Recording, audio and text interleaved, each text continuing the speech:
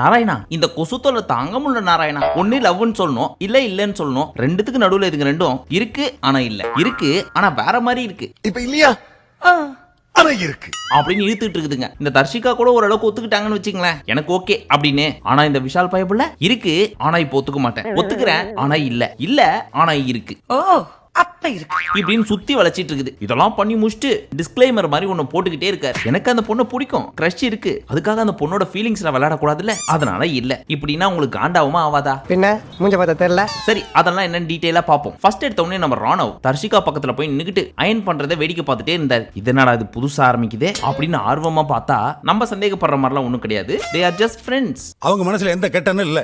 நாம இப்படி சந்தேகப்படுறோம் தெரிஞ்சாலே அதை அவங்க தாங்கிக்க மாட்டோம். அப்ப தர்ஷிகா கேட்டாங்க, என்னடா இப்ப எப்படி இருக்கு பிக் பாஸ்? நல்லா இருக்கு. அப்போ இதுக்கப்புறம் ஒழுங்கா ஆட ஆரம்பிச்சிருவேன். ஆரம்பிச்சிருவேன். இப்ப வீட்டுக்குள்ள இருக்க யாரோட எல்லாம் வைப் செட் ஆயிருக்கு? ஆல்மோஸ்ட் எல்லா பசங்களும் செட் ஆயிடுச்சு. ஆனா நீ நிறைய விஷயம் பண்ற, ஆனா பக்கத்துல இருந்து பண்ணாம தூரத்துல இருந்து பண்ற. அதுக்கெல்லாம் உனக்கு எப்படி நன்றி கடன் பட போறேன்னே தெரியல. அப்படியா இருந்தா நான் மண்டையில தட்டி தட்டி மேல கூட்டு வரணுமா அப்படின்னு பிக் பாஸ் வீட்டுக்குள் PhD முடிச்ச மாதிரி பேசிட்டு இருந்தாங்க நம்ம தர்ஷிகா. உன்னை பொறுத்த வரைக்கும் என் பக்கத்துல உட்காந்து டைம் ஸ்பெண்ட் பண்ணிலாம் ஒன்னு சொல்ல மாட்டேன், பட் எனக்காக ஒன்னு பண்ற, அதான் நீ எனக்கு. அப்படியாடா? இதே தானே நான் பவிக்கும் பண்றேன். எது பவியா அப்படின்னு முத்து என்றவரப்ப காதல கேட்க, ஓ பவியா? ஆமா மச்சி, பவிய பத்தி தான் பேசிட்டு இருக்கிறோம். நான் எவ்வளவோ பவித்ராயிட்ட சொல்றேன், இங்க பாருமா ராணுவ ரொம்ப நல்ல பையன், அவனுக்கு ஒரு வாழ்க்கை கொடு.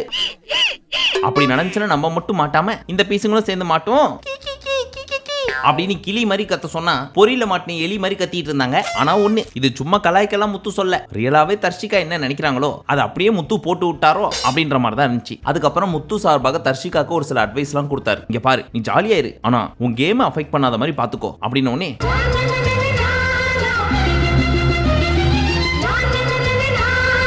அடுத்தபடியாக நம்ம தீபக், நான் ஒரு கேப்டன் அப்படி நினைக்காதீங்க, உங்களை மாதிரி நானும் ஒரு ஹவுஸ்மேட் மட்டும் தான், நம்ம எல்லாம் ஒரு தாய் மக்கள், ஒரு தாய் வயித்துல பிறந்தவங்க அப்படின்ற வார்த்தையை மட்டும் தான் சொல்ல, மத்தபடி வானத்தை போல விஜயகாந்த் மாதிரியே பேசிட்டு இருந்தார். 50 நாள் ஆயிடுச்சுல, இதுக்கப்புறமும் நம்ம ரூட்னஸ் காமிச்சிட்டு இருந்தோம்னா இவன் ரொம்ப திமிரு பிடிச்சவன் போல இருக்க, இதுக்கு மேல இவனை வீட்டுக்குள்ள வச்சிருக்க கூடாது, குத்தி அமைச்சிட வேண்டியதான் அப்படின்னு மக்கள் நினைச்சிருவாங்களோன்றத ரொம்ப தெளிவாக புரிந்து கொண்டு எந்தெந்த வீக் எப்படி எப்படி ஆடணும், எந்த வீக் கோவத்தை காட்டணும், எந்த வீக் சாந்தமாகணும், எந்த வீக் ஃபன் பண்ணணும் அப்படின்றதெல்லாம் பர்ஃபெக்ட்டா பிளான் பண்ணி மண்டைக்குள்ள ஏத்திட்டு வந்திருக்கிறார் நம்ம தீபக்கண்ணே. ஒரு கம்ப்ளீட் டேட்டாபேஸே போட்டு வச்சிருக்கேன். அதன்படி இவங்க எல்லாம் இதுக்கு இன்சார்ஜ் அப்படின்னு ஒரு சிலர் எல்லாம் சொல்லிட்டு இருந்தார். முக்கியமா அதுல நம்ம சௌந்தர்யா சார்ஜென்ட் அப்படின்னு சொன்னாரு. அவங்களோட வேலை என்னவென்றால் ஒவ்வொன்றுத்துக்கும் ஒவ்வொரு இன்சார்ஜ் போட்டிருக்காங்கல்ல, அவங்க கரெக்டா வேலை செய்யறாங்களான்றத பாக்குறது மட்டும்தான் இவங்களோட வேலை. ஓகே பாஸ், இவனுக்கு வேலை செய்யணும் உடனே உங்ககிட்ட வந்து சொல்லிடுறேன். சிம்பிளா சொல்லணும்னா சூப்பர்வைசிங் வேலை. கரெக்டான ஆள் தான் பிளான் பண்ணி போட்டிருக்காரு. அதுக்கேத்த மாதிரி அந்த பீஸும் ஏய் இங்கே குப்பை கிடக்கு, ஏய் இங்கே ஈ முக்கியதே அப்படின்னு ஃபன்னியா ஆரம்பிச்சிருக்காங்க. மேபி இனி வரும் நாட்களில் எப்படியும் சிறப்பான சம்பவம் ஒன்று சிக்கும், அதெல்லாம் பாக்குறதுக்கு காத்திருப்போம். அடுத்தபடியாக தான் ஆரம்பித்தது தர்ஷிகா மற்றும் விஜய் விஷாலின் கிரிஞ்சான கிரிஞ்ச் ஸ்டோரி. பிகாஸ் அது லவ் தான் இல்லையே, ஃப்ரெண்ட்ஷிப்பும் இல்ல, அதனால இப்போதைக்கு அதுக்கு கிரிஞ்ச் அப்படின்னு பேர் வச்சுக்கலாம். இப்போ என்ன டிஸ்கஷன் போயிட்டு இருக்கு அப்படின்னா, நடி எல்லாமே ஓகேவா? எனக்கெல்லாம் ஓகே தான், உனக்கு எனக்கு பிடிக்கலடி, எல்லாரும் என்கிட்ட வந்து இருக்கா போயிட்டு இருக்கா அப்படின்னு கேக்குறது. நான் தான் சொல்லிட்டேன்ல, உனக்கு ஏதாவதுன்னா என்கிட்ட டைரக்டா வந்து பேசணும். டேய் நான் யார்ட்டையும் எதுவுமே சொல்லடா, அவங்க கேட்ட நான் என்ன பண்றது? அது மட்டும் இல்லாம நீ தான் சத்தியம் பண்ணிட்டிய காலையே. என்ன சத்தியம் பண்ண? உனக்கு தெரியும், அதை நான் என் வாயால சொல்ல மாட்டேன், சொல்லாம போ. அதான் ஒன்னும் இல்லன்னு சத்தியம் பண்ணிட்டேன்ல. ஓ அதுவா? பின்ன என்கிட்ட எல்லாரும் வந்து உனக்கு தர்ஷிகாக்கும் ஓடிட்டு இருக்கா அப்படின்னு கேட்டுட்டே இருந்தாங்கன்னா காண்டாவது தர்ஷோ அப்படியா நீ தான் சொல்லிட்டியே ஒன்னும் கிடையாது அப்படின்ட்டு, இட்ஸ் ஓகே விடு அப்படின்னு தர்ஷிகா பிரேக் பண்ற மாதிரியே சொல்ல, ஓ அவ்வளவு ஓகே கை கொடுத்துட்டு பிரிஞ்சிருவோம் அப்படின்னு கை கொடுத்துட்டு தம்ஸ் அப் காமிச்சிட்டு கிளம்பினாரு. பை.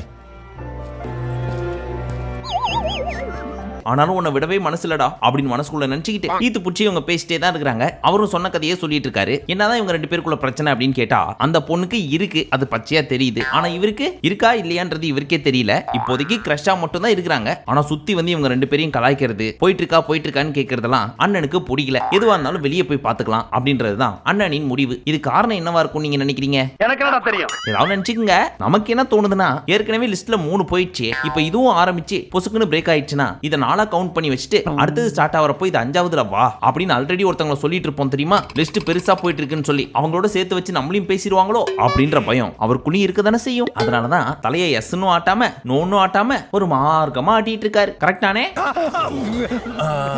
நெக்ஸ்ட் ஆடியன்ஸ் போலில் கேட்கப்பட்ட கேள்வி அப்படின்னு சொல்லி பெண்கள் இருக்காங்க இல்லையா, அவங்களே நம்பிக்கையானவங்க எல்லாம் யார் அப்படின்றத 1ல இருந்து 8 வரைக்கும் ரேங்க் பண்ணி நிக்க வைக்க சொன்னாங்க. அதன்படி இதுதான் ரேங்கிங். இவங்க 1, இவங்க 2, இவங்க 3, இவங்க 4, அடுத்து இருக்கிறதெல்லாம் இதெல்லாம் 5 6 7 8 ஓரளவுக்கு ஓகே மாதிரி தான் இருந்துச்சு. பிக் பாஸ் வீட்டுக்குள்ள இவங்க நடக்கிறதெல்லாம் பாக்குறப்போ பசங்க கரெக்டா தான் பண்ணிருக்காங்களோன்னு தோணுச்சு. என்னடா வீட்டுக்குள்ள எல்லாம் நல்லாவே போயிட்டு இருக்கே, ஏதோ இந்த காசிப்பு கீசிப்புன்னு போலியே சொல்லி முடிக்கல அதுக்குள்ள நம்ம ஆனந்தி வந்தாங்க. வந்து ரிவ்யூ பண்ண ஆரம்பிச்சாங்க, கூட பவித்ராவையும் சேர்த்துக்கிட்டு. அதுல என்ன சொன்னாங்கன்னா, சண்டே எபிசோட்ல தனியா போய் சொல்லிட்டு இருந்தாங்க தெரியுமா, ஜெஃப்ரி என்ன பண்றான், லாஸ்ட் வீக்லயே ஒன்னும் பண்ணவே இல்ல, அவனை பார்த்தா பனியால் மாதிரியா இருந்துச்சு, கல்யாணத்துல சாத்துக்குடி போய் போட வந்த மாதிரி இருக்கிறான், ஜெஃப்ரி மாதிரி தான் நான் பார்த்தேன், இப்படி எல்லாம் சொல்லிட்டு இருந்தாங்கல்ல. அதே கதையை பவித்ரா கிட்டயும் சொல்லிட்டு இருந்தாங்க. ஜெஃப்ரி ஒன்னும் பெருசா பண்ற மாதிரியே தெரியல அப்படின்னு. இது அப்படியே பவித்ரா மண்டைக்குள்ள லைட்டா இன்ஜெக்ஷன் மாதிரி போட அவங்களுக்கு லைட்டா அது தோண ஆரம்பிச்சு, ஆமா ஆமா வீக்கெண்ட்ல கைத்தட்டல் வருது, மத்தபடி இவன் என்ன கேம் ஆடுறான், கேமுக்குன்னு ஒன்னும் பண்ணல, சவுண்டோட சேர்ந்து சுத்திட்டு இருக்கான் அப்படின்னு தன்னோட வன்மத்தை ஜெஃப்ரி மேல கொட்டிட்டு இருந்தாங்க. இதுல இருந்து என்ன தெரியுது உங்களுக்கு? நீங்க தான் ரொம்ப பிரைட் ஆச்சு. சொல்லுங்க. எல்லாருக்கும் கைத்தட்டல் வருது, நான் கரெக்டான பாயிண்ட் தான் பேசிட்டு இருக்கிறேன், எனக்கு மட்டும் ஒரு பக்கிங்கள கைத்தட்ட மாட்டேங்குதுங்க. அப்படி இருக்கிறப்ப அவனுக்கு மட்டும் எப்படி வரலாம், அதை எப்படியா காசி பேசி கெடுத்து விட்டுருவோம் அப்படின்னு உட்காந்து இவங்க 2 பேரும் பிளான் பண்ணிட்டு இருக்காங்க. ஆனா அது இவங்களுக்கு இப்ப வெளியே பேக் ஃபயர் ஆயிட்டு இருக்குது. ஜெஃப்ரிக்குன்னு ஒரு சில செட் ஆஃப் ஃபேன்ஸ் இருக்காங்கல்ல, அவங்க எல்லாம் போட்டு ஆனந்தி அடிச்சு துவம்சம் பண்ணிட்டு இருக்காங்க. எதுக்கு தலைவா பேசினே, நீ ஊன்னு சொல்ல, இவங்களை எங்கேயே போச்சுறோம். சரி, ஜெஃப்ரியோட நிறுத்துனாங்களா அப்படின்னு கேட்டா இல்லை, விஜய் விஷாலும் இப்படி தான் பண்ணிட்டு இருக்கான். ஆல்மோஸ்ட் ரஞ்சித் சேஃப் கேம் ஆடுறாரு, வீட்ல ஓரளவுக்கு பாய்ஸ் டீம்ல ஓகே அப்படின்னா அருண் தீபக்க சொல்லலாம், மத்தபடி எல்லாம் வேஸ்ட் அப்படின்னு அவங்களுக்குள்ள பேசிக்கிறாங்களா, இல்ல இப்படி எல்லாம் சொல்லி நம்ம மக்கள் மைண்ட்ல திணிக்கணும்னு நினைக்கிறாங்களான்னு தெரியல. இத கரெக்டா கெஸ் பண்ணாரு வீட்டுக்குள்ள இருக்கிற ஒரு ஆடியன்ஸ். அந்த முகத்தை பார்த்தே ஆனும். யாருன்னு கேக்குறீங்களா? நம்ம ரஞ்சித் அண்ணன் தான். நாமினேஷன் டைம்ல ஆனந்தியை சொல்லி விட்டு ஆனந்தி வீட்டுக்குள்ள நிறைய பொய் பேசுறாங்களோன்னு தோணுது, எல்லாரும் மண்டைக்குள்ளேயும் ஒரு விஷயத்தை திணிக்கணும் அப்படின்னு சொல்லி ஓரமா போய் இன்ஃப்ளூயன்ஸ் பண்ற மாதிரி இருக்கு அப்படின்னு கரெக்டா கண்டுபிடிச்சிட்டாரு. இதுல இருந்து என்ன தெரியுது, அண்ணன் சைலண்டா உட்கார்ந்து கேமை வாட்ச் பண்ணிட்டே இருக்காரு. அவர் கேம் ஆடலன்னு நினைக்கிறீங்களா? பாருங்க, கம்ப்ளீட்டா இந்த கேமை வாட்ச் பண்ணிட்டு வேற லெவல்ல ஆட போறாரு. மோஸ்டா 106வது நாள் ஸ்டார்ட் பண்றாருன்னு நினைக்கிறேன். அவர் அசால்ட்டா நினைச்சுக்கிறீங்க, ஒரு டைம்ல அவரை பார்த்து அலறாதனே கிடையாது தெரியுமா. நெக்ஸ்ட் நம்ம சாச்சு சொல்லிட்டு இருந்தாங்க. தீபக் அண்ணன் என்கிட்ட கேட்டாரு, என்ன போன வாரம் பிடிக்கல அப்படின்னு அந்த கேம்ல சொல்லியிருந்தியே, எதுக்காகன்னு தெரிஞ்சுக்கலாமா? ஆமாண்ணே, எல்லாரும் கூடயும் இந்த வீட்ல கனெக்ட் ஆயிட்டேன், உன்னோட மட்டும் கனெக்ட் ஆக முடியல, அவ்வளவுதான் நம்ம பிரச்சனை, இனி நம்ம அடிக்கடி கனெக்ட் ஆகலாம் அப்படின்னு சொல்லி அண்ணன் என்கிட்ட பேச ஆரம்பிச்சிட்டாரு தெரியுமா. இப்ப நாங்க 2 பேரும் ஃப்ரெண்ட்ஸ் ஆயிட்டோம் அப்படின்னு ரொம்ப பெருமையா ஃபீல் பண்ணிட்டு இருந்தாங்க நம்ம சாச்சு. பெருமையா இருக்கு. அடுத்து எல்லா கேப்டனுக்கும் ஆப் வைக்கிற மாதிரி இந்த கேப்டனுக்கும் ஆப் வச்சாங்க. அது என்னவென்றால், பூத்தொட்டியில் 5 பூக்கள் இருக்கும். தீபக் பண்றது ஏதாவது பயாஸ்டா இருந்தாலோ, அவர் பண்றது தப்புன்னு தோணுச்சுனாவோ அதுக்கான காரணத்தை சொல்லிட்டு ஒவ்வொரு பூவா புடுங்கலாம். 5 பூவையும் புடுங்கி முடிச்சிட்டீங்கன்னா நாங்க அவரோட கேப்டன்சியை புடுங்கிடுவோம், பை பை டாடா அப்படின்னு சொன்னாரு பிக் பாஸ். இதை கேட்டு நம்ம தீபக் என்ன சொன்னாரு, நீங்க புடுங்குங்க வேணாம்னு சொல்ல, ஆனா புடுங்கிறதுக்கு முன்னாடி என்கிட்ட வந்து தனியா சொல்லுங்க இதான் பிரச்சனைன்னு, முடிஞ்சா சார்ட் பண்றேன், இல்லனா புடுங்கிக்கீங்க. ஆனா ஒரு விஷயம் மட்டும் மைண்ட்ல வச்சுக்கங்கப்பா, நான் ஒருத்தன் வீட்டுக்குள்ள இருக்கிற 17 பேர் மேலயும் ஃபோக்கஸ் வச்சிருக்கணும், கஷ்டமான வேலை தானே இது, முடிஞ்ச அளவுக்கு ஹாப்பியா வச்சுக்க ட்ரை பண்றேன், அதனால அண்ணனுக்கு பார்த்து பண்ணுங்கப்பா அப்படின்னு சொல்லிட்டு போயிட்டாரு. பார்த்து பண்ணிக்கலாம் தளபதி. அதெல்லாம் பாக்குறப்போ அண்ணே என்னண்ணே அண்ணியன் மாதிரி வீட்டுக்குள்ள சுத்திட்டு இருந்த, பொசுக்குன்னு அம்பியா மாறிட்ட அப்படின்ற மாதிரி தான் இருந்துச்சு. அண்ணியன் வெளிப்படாம இருந்தா தான் அம்பியை ரிலீஸ் பண்ணுவாங்கன்னு சொன்னேன், அதுக்கப்புறம் அண்ணியன் வரவே இல்லை, அம்பியா தானே இருக்காரு. Next nomination time. இப்ப வீட்டுக்குள்ள இருக்க யாரை வேணா நாமினேட் பண்ணலாம். பட் லாஸ்ட் வீக் ஸ்வாப் ஆனாங்க தெரியுமா, அவங்க டைரக்ட் நாமினேட் பண்ணோம். அதன்படி ஆனந்தி ரஞ்சித் அண்ணனை நாமினேட் பண்ணாங்க, அண்ட் சத்யா ஜாக்க நாமினேட் பண்ணிட்டு ரொம்ப ஜட்ஜ்மெண்டலா இருக்காங்க, டாக்ஸிக்கா இருக்காங்க அப்படின்னு சொல்ல ஜாக்கு பயங்கரமா அழ ஆரம்பிச்சிட்டாங்க. நான் என்னடா பண்ணேன், எப்போ நடந்தது இன்னும் மைண்ட்ல வச்சுக்கிட்டு என்னையே குத்திட்டு இருக்காரு அவரு, கஷ்டமா இருக்குடா அப்படின்னு அழுதுட்டு இருந்தாங்க. அழாதம்மா விடுமா, பாருமா நடக்கிறது நடந்துதான் தீரும். பட் அவங்க அழறது கூட நமக்கு பெரிய விஷயமா தெரியல. நம்ம சத்யா அண்ணே ஒண்ணு அவர் சொன்ன மாதிரியே டாக்ஸிக்கா இருக்கணும், இல்ல ஜட்ஜ்மெண்டலா இருக்கணும், இல்ல வேற ஏதாவது பண்ணிட்டாவது வீட்டுக்குள்ள இருக்கணும். பட் எதுவுமே பண்ண மாட்டேன் ஆனா இருக்க அப்படின்னு தான் இருக்காரு. ஏன்பா இப்படி இருக்க அப்படின்னு கேட்டா அப்படின்னு ஒரு சிரிப்பை போட்டு சமாளிச்சிடுறாரு. பட் இப்போ வரைக்கும் எனக்கு என்ன டவுட்னா, இவரு ரஞ்சித் அண்ணன்லாம் கூட்டத்துல தான் கோவிந்தா போட்டுட்டு இருக்காங்க. பட் மத்த பீஸுங்களா பெருசா பண்ணுதோ இல்லையோ, ஆனா ஏதோ பண்ணுதுங்க. பட் இங்க பார்த்தா ஏதாவது பண்ணுங்கன்னு சொன்னாலும் பண்ண மாட்டேங்குதுங்க. ஆனா யாரு தான் இவங்க 2 பேரையும் காப்பாத்திட்டு இருக்காங்க அப்படின்றது தான் இப்போ வரைக்கும் புரியல. ஐ திங்க் பாகியலட்சுமி சீரியல் ஃபேன்ஸும் நம்ம சத்யானன் நடிச்ச பேரே தெரியாத சீரியல் ஃபேன்ஸும் வெறி கொண்டு ஓட்டு போட்டு காப்பாத்துறாங்க போல இருக்கு. ஓட்டு போட்டு வெளியே வரேன் பூரா நம்மளுக்கு போட்டுருக்கானங்கறத கன்ஃபார்ம் பண்ணிக்கங்க. நெக்ஸ்ட் நாமினேஷன் முடிவுகள். இந்த லிஸ்ட்ல யாரா இருக்காங்க அப்படின்னு பாத்தீங்கன்னா, ரஞ்சித், ஜாக்லின், சாச்சனா, சிவகுமார், சத்யா, ஆனந்தி, விஷால், அன்ஷிதா, ரயான் மற்றும் மஞ்சரி. இந்த லிஸ்ட்ல வந்த நிறைய பேருக்கு 2 இல்ல 3 ஓட்டு தான் இருந்துச்சு. ஆனா அன்ஷிதாக்கு 5 ஓட்டு. அஞ்சு தானே சில்லி கேர்ள், நான் எவ்வளவு தெரியுமா 8 ஓட்டு அப்படின்னு கெத்தா லீடிங்ல நிக்கிறாங்க நம்ம மஞ்சரி. 8 ஓட்டு அதிகம் பெற்று முன்னணியில் இருக்கிறார். அடுத்தபடியாக ஹாஃப் பாயில் டாஸ்க். இது எதுக்கு அப்படின்னா, மளிகை கடையில போய் மளிகை ஜாமான் வாங்கணும்ல, அது காசு வேணும்ல, அதுக்காக. சோ இந்த டாஸ்க் என்னவென்றால், வீட்டுக்குள்ள இருக்கிற எல்லாரும் ஆஃப் பாயில் போடணும். உடையாம ஆஃப் பாயில் போட்டா 500 பிக் பாஸ் கரன்சிஸ். அதன்படி வீட்டுக்குள்ள இருக்கிற 18 பேர்ல 17 பேரும் சூப்பரா ஆஃப் பாயில் போட்டு உடைக்காம எடுத்துட்டாங்க. ஆனா நம்ம சவுண்டு அது எப்படி, நீங்க எல்லாம் நேர்கோட்ல போனீங்கன்னா வளைஞ்சு தானே போவேன், இப்ப எப்படி போறேன் பாரு அப்படின்னு அந்த முட்டையை உடைச்சு விட்டாங்க. You asking about that patient? Yeah. சின்ன மூளை சுருங்கி போச்சு. ஆஃப் பாயில் எப்படி போடணும்? உடைச்சி அந்த கல்லு பக்கத்துல வச்சு தானே போடணும். ஆனா அக்கா 1 கிலோமீட்டர் மேல இருந்து போடுறாங்க. அப்புறம் உடையாம என்ன பண்ணும்? அட்லீஸ்ட் பக்கத்துல நின்ன தீபக்காவது ஏமா இவ்வளவு தூக்கி போட்டா உடஞ்சிருமா அப்படின்னு சொல்லுவாருன்னு பார்த்தா எப்படியும் இது உடஞ்சிரும், மக்களுக்கு தெரியட்டும், இவ வெறும் டுபா குரு, மண்டையில ஒரு மசாலாவும் கிடையாது அப்படின்னு மைண்ட் வாய்ஸ் ஓட்டினாரான்னு தெரியல. உடைக்க விட்டு வேடிக்கை பார்த்துட்டு இருந்தார். என்கிட்ட ஒரு வார்த்தை சொல்லிருக்கலாம்லடா. அண்ட் நம்ம ஜெஃப்ரி இருக்கார் இல்லையா, அவர் ஆஃப் பாயில் போடுறேன்னு சொல்லி குக் வித் கோமாளியில புகழ் இருப்பாரு தெரியுமா, புகழ் அவரை மாதிரியே ஒரு சில ஃபன்னி ரியாக்ஷன்லாம் கொடுத்துட்டு காமெடியா ஆஃப் பாயில் போட்டுட்டு இருந்தாரா. அப்போ தீபக்கு ஜெஃப்ரி இங்க பாரு விளையாடாத, திஸ் இஸ் நாட் a விளையாட்டு விஷயம், கெஞ்சி கெதறி கூத்தாடி கைய பிடிச்சி காலை பிடிச்சி இந்த கான்ட்ராக்ட் வாங்கிக்கண்டா. தப்பி தவறி உடைஞ்சதே 500 பாயிண்ட் போயிடும், பார்த்து பண்ணு ராஜா அப்படின்னு சொல்லிட்டு இருக்கிறப்போ நம்ம குசும்பு பிடிச்ச பிக் பாஸ் தீபக்கு எமோஷனை கொஞ்சம் கண்ட்ரோல் பண்ண ராஜா, எதுக்கு இவ்வளவு எமோஷன் அப்படின்னு கலாச்சு விட்டாரு. சேட்டை பிடிச்ச பையன் சார். ஆனா ஒன்னு நோட் பண்ணீங்களா, இவ்வளவு தூரம் ஜெஃப்ரி கிட்ட சொன்ன இவருக்கு மேலந்து போட்டா உடையும் அப்படின்றத சௌந்தர்யா கிட்ட சொல்றதுக்கு எவ்வளவு நேரம் ஆக போகுது? அப்ப நம்ம சொன்ன மாதிரி மாட்டி சாவு அப்படின்னு தானே நம்மால நினைச்சிருக்கணும். இப்போ 8500 ரூபா இருக்கு, ஆனா வீட்டுக்குள்ள 18 பேர் இருக்காங்க. எப்படிப்பா பத்தோம்? மனசாட்சி இல்ல உங்களுக்கு? லாஸ்ட் வீக் 11,000 10,000 அப்படின்னு ஒவ்வொரு டீமுக்கும் கொடுத்துட்டு இருந்தீங்க. ஆனா இப்போ எல்லாருக்கும் சேர்த்தே 9,000 கொடுத்தா எப்படிப்பா கட்டுப்படி ஆகும்? இதெல்லாம் ரொம்ப தப்புப்பா. இந்த பிக் பாஸுக்கு மனசாட்சியே இல்ல அப்படின்னு ஒரு சிலர் நினைக்கலாம். ஆனா யோசிச்சு பாருங்க, சாப்பாடு கம்மியானா என்ன ஆகும்? கோவம் வரும். யாருக்கா இருந்தாலும் பசியை அடக்கணும் அப்படின்னா டெஃபினட்டா கோவம் வரும். அதனாலதான் இது ஒரு சைக்கலாஜிக்கல் கேம் அப்படின்னு சொல்லுவா. இதெல்லாம் பிளான் பண்ணி தான் 9,000 ரூபாய்க்கு ஏத்த மாதிரி நம்மளால ஒரு டாஸ்க் வச்சிருக்காரு. இந்த பிக் பாஸ் குழுவோட மண்டெல்லாம் சாதாரண மண்டை கிடையாது, மேட்ரிக்ஸ் மண்டை.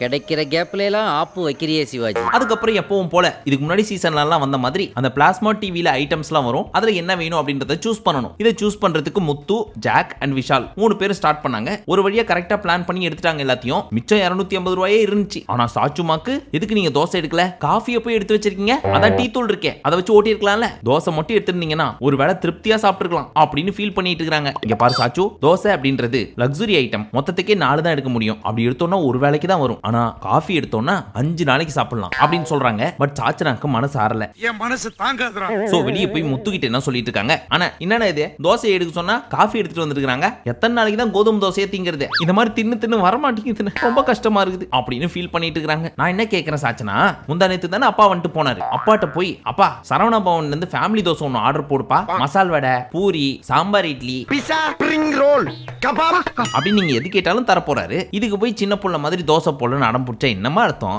மரியாதையா போயிரு. இதெல்லாம் முடிஞ்சதுக்கு அப்புறம் நம்ம பிக் பாஸ் தீபக்கை கூப்பிட்டு இது வரைக்கும் நான் எந்த சீசன்லயும் சொல்லாதது உங்களுக்கு சொல்றேன், தீபக் உங்களோட கேப்டன்சி ரொம்ப நல்லா இருக்கு, அற்புதமா பண்ணிட்டு இருக்கீங்க, வாழ்த்துக்கள், இதே மாதிரி மத்த நாளும் பண்ணுங்க. ஏன் சொல்றேன் அப்படின்னா காலையில இருந்து யாரும் தூங்கல, ஆக்டிவா இருக்காங்க, மைக்ல நான் எதுவும் சொல்ற மாதிரி வச்சுக்க மாட்டீங்க, இதெல்லாம் நினைக்கிறப்போ ரொம்ப பெருமையா இருக்கு ராஜா. இந்த மாதிரி நீ பாத்துக்கிட்டேன்னா 2 நாள் வீட்டுக்கு போய் என் பொண்டாட்டி பிள்ளைங்கலாம் பார்த்துட்டு வருவேன் அப்படின்னு நினைச்சிருப்பாரு போல இருக்கு. அதனாலதான் இப்படி ஒரு அப்ரிசியேஷன் கொடுத்திருக்காருன்னு நினைக்கிறேன். என்ன பத்தி யாருக்கிட்டையும் விசாரிச்சியா? விசாரிச்சுட்டேன், அதான் அந்த பேச்சு. பட் நம்ம ஜாக்காக்கு காஃபி வேணும், அதுக்காக என்னென்னவோ சமாளிச்சு பாக்குறாங்க மஞ்சரி கிட்ட அண்ட் உள்ள இருக்க ஒரு சில டீம்மேட்ஸ் கிட்ட எல்லாம். சோ இதை வச்சு ஒரு சிறப்பான சம்பவம் இருக்கிறதுக்கு நிறைய சான்ஸ் இருக்குது, அதுக்காகவும் காத்திருப்போம். நாமே ஒரு 4-5 மாசம் வெயிட் பண்ண கூடாது. அடுத்து நம்ம அன்ஷிதா கிட்ட விஷால் சொல்லியிருப்பாரு போல இருக்கு, சத்தியமா தர்ஷிகா மேல எனக்கு ஒன்றும் கிடையாது, பிடிக்கும் அவ்வளவுதான், மத்தபடி அதை தாண்டி எதுவும் இல்ல அப்படின்னு. இதை போய் அன்ஷிதா தர்ஷிகா கிட்ட சொல்லியிருப்பாங்க போல. அதுக்கு தர்ஷிகா என்ன சொல்லியிருக்காங்க, அதெல்லாம் கிடையாது, அவனுக்கு என்ன பிடிக்கும் அப்படின்னு இருக்காங்க போல இருக்கு. அந்த டிஸ்கஷன் இங்க போயிட்டு இருந்துச்சு. பட் அன்ஷிதா என்ன சொல்றாரு, எனக்கு அந்த பொண்ணு மேல கிரஷ் கூட கிடையாது, அந்த பொண்ணு ஏதோ காட்டுது அப்படின்றதுனால அதை எப்படி ஹேண்டில் பண்றதுனே தெரியல, நான் உன்னை எப்படி பாக்குறனோ அதே மாதிரி தான் தர்ஷிகாவையும் பாக்குறேன்ட்டாரு. என்ன நினைச்சிட்டு இருக்க? யோ என்னையா நீ இங்க ஒண்ணு பேசுற அங்க ஒண்ணு பேசுற, இங்க சொல்றது அப்படியே போய் ஸ்ட்ரைட்டா தர்ஷிகா கிட்ட சொல்ல வேண்டியது தானே, ஒண்ணும் கிடையாது, நான் அன்ஷிதாவை பாக்குற மாதிரி தான் உன்னையும் பாக்குறேன் அப்படின்ட்டு. திடீர்னு ஒரு நாள் கிரஷ்ங்கிற, வெளியே போய் பாத்துக்கலாங்கிற, அப்புறம் ஒண்ணும் இல்லங்கிற, இதுல எதுதான் உண்மை அப்படின்றது நம்ம கேள்வி இல்ல, மக்கள் வெளியே கேக்குறாங்கப்பா. ஆனா மக்களே அவரே கன்ஃபியூஸ்டு ஸ்டேட்ல இருக்காரு. அப்படி இருக்கிறப்போ எப்படி முடிவு எடுக்க முடியும்? முடிவு பண்ண முடியலண்ணா. அவர் என்ன சொன்னாரு பாத்தீங்களா, இது ஒரு ஃபீலிங், அந்த பொண்ணோட விஷயத்துல நான் விளையாடினா நான் கப்பே ஜெயிச்சாலும் அது வேஸ்ட் தான், இப்படி எல்லாம் சொல்றது கேட்டு அன்ஷிதா ரொம்ப அழகா ஒன்னு சொன்னாங்க. இங்க பாரு, அவளுக்குள்ள ஒன்னு வந்திருக்கு அப்படின்னா தானாலாம் வந்திருக்காது, நீ ஏதோ ஒன்னு செஞ்சிருக்க, உன் மேலேயும் தப்பு இருக்கு, பட் அவளுக்கு உன் அளவுக்கு பொறுமை கிடையாது, உன் மேல கொஞ்சம் ஜாஸ்தியா வந்திருக்கு நீ பண்றதெல்லாம் பார்த்து, அது எப்படின்றது கரெக்டா நீ தான் பேசி சார்ட் அவுட் பண்ணணும் அப்படின்னு ரொம்ப தெளிவா பேசினாங்கப்பா. சூப்பரா பேசுறான்டா இவன். ரீசெண்டா நம்ம அன்ஷிதா தேவையான இடத்துல தான் பேசுறாங்க, ஆனா நல்லா கருத்தா பேசுறா. ஃபேமிலி. அதெல்லாம் பாக்குறப்போ பெரிதும் பாதிக்கப்பட்டிருக்காங்க அப்படின்றது புரியுது. ஆனா அது ஃபுல் ஸ்டோரி தான் என்னன்னு தெரிய மாட்டேங்குது. சரி, ஃபீல் பண்ணாதீங்க, அனைத்தும் நன்மைக்கே. எல்லாம் முடிஞ்சு போச்சதுக்கு அப்புறம் நான் ஃபீலிங். இந்த மேட்டர் முடிஞ்ச உடனே கொஞ்ச நேரம் கழிச்சு மறுபடியும் இந்த ரெண்டு பீஸுங்களும் ஒண்ணு கூடி ஏதோ பேசிட்டு இருக்குது. அப்போ நம்ம விஷால் என்ன சொன்னாரு, இந்த அஞ்சித்தாலாம் தூது புறா மாதிரி உள்ள வர்றது, உன்னை பத்தி கன்சர்ன் பண்றதுல எனக்கு சுத்தமா பிடிக்கல. உனக்கு ஏதாவது தோணுதா? மூஞ்சி மேல சொல்றேன், மூஞ்சி மேல. இததான் ஆரம்பத்துல இருந்து சொல்லிட்டு இருக்கேன் அப்படின்னு கேட்டுட்டு இருக்காரு. அதுக்கு நம்ம தர்ஷிகா, இந்த தூது புறாலாம் எங்க இருந்து வந்தது, நமக்காக ஏன் இவ்வளவு ரியாக்ட் பண்றாங்க அப்படின்னு கேட்டுட்டு இருக்காங்க. இது எப்படி இருக்குன்னா, கண்ணாடி முன்னாடி போய் நின்னுக்கிட்டு ஏன் கண்ணாடியில என் மூஞ்சி தெரியுதே அப்படின்னு கேக்குற மாதிரி தான் இருக்கு. இந்த பீஸ் போய் எல்லாரையும் டப்பா அடிச்ச மாதிரி சொல்லிட்டு பல்ல காமிச்சிட்டு இப்ப வந்து எதுக்கு அவங்க உள்ள வராங்க, எதுக்கு இவங்க உள்ள வராங்க அப்படின்னு கேட்டா, அதே மாதிரி நம்ம விஷால் அண்ணன் இருக்காருல்ல, அவங்கள்ட்ட தர்ஷிகா நாக்கப்புடுங்கிற மாதிரி ஒரு கேள்வியை கேட்டாங்க. அதனால என்ன பண்றதுனே தெரியாம இதுக்கப்புறம் யாரும் வரக்கூடாது, நம்ம 2 பேர் மட்டும் பேசிப்போம் அப்படின்னு முடிஞ்ச அளவுக்கு ஸ்டாப் பண்ண ட்ரை பண்ணிட்டு இருக்காரு. ஆனா நீங்க வேணா பாருங்களேன், இன்னும் 2 நாள் கழிச்சு இந்த தர்ஷிகா தனியா போய் விஷால் அந்த ட்ரெஸ்ல கியூட்டா இருக்காண்டி அப்படின்னு யார்ட்டையோ சொல்லுவாங்க. ஆனா அவங்க அதை ரிசீவ் பண்ணிக்கிட்டு ரப்பரை வச்சு அழிச்சிடணும். அப்படித்தானே தர்ஷிகா? கடைசியாக எல்லா சீசன்லயும் வர்ற மாதிரி இந்த குழம்ப ஒரு பவுல்ல போட்டு அவங்க ஷேரை கொடுத்துட்டு இருந்தாரு நம்ம கண்ணம்மா வீட்டுக்காரரு. 50 50 50. அப்ப இந்த மஞ்சரி என்ன சொல்லியிருக்காங்க, எனக்கு ஃபுல் பவுல்ல வேணாம், ஒரே ஒரு கரண்டி மட்டும் போதும் அப்படின்னு. அதுக்கு நம்ம கண்ணம்மா வீட்டுக்காரரு, அதெல்லாம் முடியாது, நான் கொடுத்தா ஃபுல் பவுல தான் கொடுப்பேன், உனக்கு வேணும்ன்றதை எடுத்துக்கிட்டு யாருக்காவது கொடுக்கணும்னு நினைக்கிறவங்களுக்கு நீயா கொடு, அப்புறம் பின்னாடி வந்து இன்னொரு கரண்டி கொடுக்குறியா அப்படின்னு கேட்டா மத்தவங்க எல்லாம் சண்டைக்கு வர மாட்டாங்க அப்படிங்கிறாரு. நல்லா தானே சொல்லிக்காரு. அப்புறம் இப்படியே இவங்க 2 பேருக்குள்ள கான்வர்சேஷன் போயிட்டு இருக்கிறப்போ முத்து உள்ள பூந்து, அவங்க தான் வேணான்றாங்கல்லப்பா, எதுக்கு நீ அவங்களுக்கு கொடுக்கணும்னு நினைக்கிற, நீ எதுக்கு முத்து உள்ள வர, நான் ஏன் வரக்கூடாது, இந்த வீட்டுக்குள்ள நானும் ஒரு கண்டஸ்டன்ட், நீங்க ஊத்துற அந்த குழம்புல 4-5 கடுகு, நம்ம தூண்டு புளி, தண்ணி, உப்பு, அதெல்லாம் கொஞ்சம் கொஞ்சம் என் பேரு எழுதிருக்கு, நான் கேட்பேன் அப்படின்னு வந்து நிக்கிறாரு. இங்க பாரு முத்து, அங்கெல்லாம் பார்க்க முடியாது, அப்படியே சொல்லுங்க. நீ மஞ்சரிக்கின்னு சப்போர்ட் பண்ணிட்டு வர, இதெல்லாம் சரியில்லை பாத்துக்க, எங்க 2 பேருக்குள்ள போயிட்டு இருக்கிறப்ப நீ வராத. யோ, இதுனா என் போங்கா இருக்குதே, நான் என்னோட உரிமையை தானே கேட்டுட்டு இருக்கேன், அது என்ன மஞ்சரி மேட்டர்ல நான் வரேன்னு புதுசா ஒண்ணு ஆரம்பிக்கிறேன். ஆமா, அன்னைக்கு கூட உனக்கு பயங்கரமா டாஸ்க் கொடுத்தாங்கன்னு சொன்னப்போ மஞ்சரி என்ன சொன்னாங்க, முத்து என் ஃப்ரெண்டு அப்படின்றதுனாலதான் அவருக்கு இந்த டாஸ்க் கொடுத்தேன்னு சொன்னாங்க. ஆனா ஃப்ரெண்டுன்ற வார்த்தை மஞ்சரி யூஸ் பண்ணவே இல்லை சார் அப்படின்னு அடிச்ச தெரியுமா என்ன, அப்பவே தெரிஞ்சு போச்சு நீ யாருன்னு. எனக்கே விபத்து அடிக்கலாம் பார்த்தல நீ அப்படின்னு அந்த பகையை மனசுல வச்சுக்கிட்டு இங்க ப்ராப்ளம் போயிட்டு இருக்குது. இன்கேஸ் இந்த இடத்துக்கிட்ட முத்து வராம சத்யாவோ விஷாலோ வந்திருந்தா கண்டிப்பா நம்ம கண்ணம்மா வீட்டுக்கார் பிரச்சனை பண்ணிருக்க மாட்டாரு. உனக்கு என்ன விட இவன் தான் மச்சான் முக்கியம். ஆக்சுவல் ப்ராப்ளம் என்னவென்றால், அவருக்கு அந்த மேட்டர்ல இருந்தே முத்து மேல செம்ம காண்டாயிடுச்சு. பேசக்கூடாதுன்னு ஓரமா உட்காந்துட்டு இருக்கிறப்போ மஞ்சரி மேட்டர்ல இந்த பீஸ் இன்வால்வ் ஆகிறது இன்னும் காண்டேத்தி விட்டுருச்சு. அதனாலதான் நம்மளால இப்படி கொப்பளிச்சிட்டு இருக்காரு. ஆனா இன்னொரு பக்கம் நம்ம முத்து இப்ப என்ன பண்ணிட்டோம், நம்மள இப்படி பேசுறான், இதை சும்மா விடக்கூடாது அப்படின்னு அந்த பீஸும் ஒரு பக்கம் கத்திட்டு இருக்குது. இது ஒரு மேட்டர்னு சொல்லி பஞ்சாயத்துக்கு தீபக்க கூப்பிட்டாங்க. ஏன்னா எனக்கு இது மாதிரி ஆயிரக்கணக்கான பஞ்சாயத்து இருக்கு, ஒரு மனுஷன் ஒரு தடவை வந்தாச்சுன்னா அப்படியே கப்புனு யூஸ் பண்ணிக்கணும், புரியுதா? அவர் என்ன சொன்னாரு, இப்போதைக்கு சமைச்சு முடிச்சிருவோம், நைட் உட்காந்து பொறுமையா 6 அமர வெத்தலை பார்க்கலாம் போட்டு இந்த மேட்டரை சால்வ் பண்ணுவோம் அப்படின்னு அப்போதைக்கு வாயில பிளாஸ்டரை போட்டு விட்டு சமைக்க விட்டாரு. அப்புறம் நைட் எல்லாரையும் உட்கார வச்சு பஞ்சாயத்து பண்ண ஃபைனலி முடிவு என்ன பண்ணாங்கன்னா, இதை கேட்க நீ யாரு, தேவையில்லாம நீ ஏன் உள்ள வர அப்படின்னு நான் கேட்க மாட்டேன்னு சொல்லி கண்ணம்மா வீட்டுக்காரரும், முத்து உனக்கு வர வேண்டிய குழம்பு தான் உனக்கு வந்துச்சு இல்ல, மஞ்சரியோடது மஞ்சரிக்கு போயிட்டு இருக்கு, அது எப்படி உன்னோட ரேஷன்ல வரும், இதெல்லாம் சப்ப மேட்டரியா, இந்த மாதிரி தேவையில்லாம பிரச்சனை எல்லாம் பண்ணாதீங்க. எனக்கு உங்களை அடிச்சுக்க விட்டு வேடிக்கை பார்க்கறதுக்கு சந்தோஷமா தான் இருக்கும், பட் நான் ஹவுஸ்மேட்டா இருந்தா, இப்போ நான் கேப்டனா இருக்கேன், அதனால ரெக்வெஸ்ட் பண்ணி கேட்கறமா, இந்த மாதிரி தேவையில்லாத மேட்டர் எல்லாம் சண்டை போடாதீங்க ராஜா அப்படின்னு அப்போதைக்கு கன்வின்ஸ் பண்ணி தட்டி கொடுத்து அமுச்சு விட்டார் நம்ம தீபக்கண்ணி. பட் இந்த கேப்ல சாச்சனா அப்படியே ஸ்லோவா என்ன நடக்குதுங்க அப்படின்னு பாக்குறதுக்கு நடந்து வந்தாங்க. அப்படியே மைல்டா கேட்கவும் ஆரம்பிச்சாங்க. ஐய் என்ன இந்த பக்கம் சும்மா வந்தங்க, அப்படியே போயிரு அப்படின்னு அடிச்சு பத்தி விட்டாங்க. பாவம் புள்ள மூஞ்சி தொங்கி போச்சு.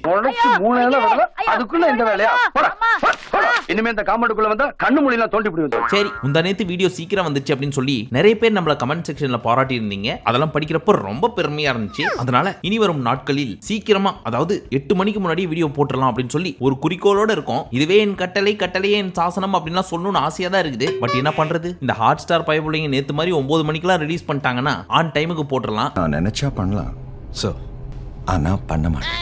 ஒரு நாள் 9 மணிக்கு வருது, ஒரு நாள் 10:15 வருது. அதுதான் நமக்கு பெரிய பிரச்சனையா இருக்குது. சோ முடிஞ்ச அளவுக்கு உங்களுக்காக சீக்கிரம் போட ட்ரை பண்றோம். அண்ட் அன்சீனும் வேணும் அப்படின்னு சொல்லி நிறைய பேர் கேட்டிருந்தீங்க. அதையும் ரெகுலர் பேசிஸ்ல போட ட்ரை பண்றோம்.